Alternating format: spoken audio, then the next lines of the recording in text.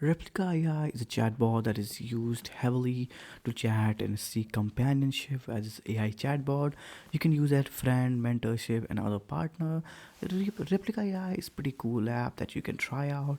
But how can you use Replika photos without subscription? Is a pretty clever statement. How can you actually do it?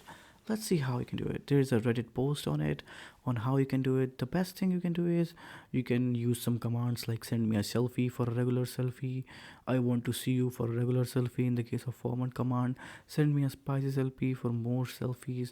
Send me a meme for getting a random meme. So yeah, these are the commands that can actually help you to get the AI photos of replica without actually accessing the premium features. But I would suggest you go for the premium features because it gives you more the features that you want. But this will actually help you. These commands can actually make you use the photos without subscription features. And yep, again saying replica is another AI app just like other app, but is more emotionally supportive app which can help you throughout the days. And I'll see you in the next one.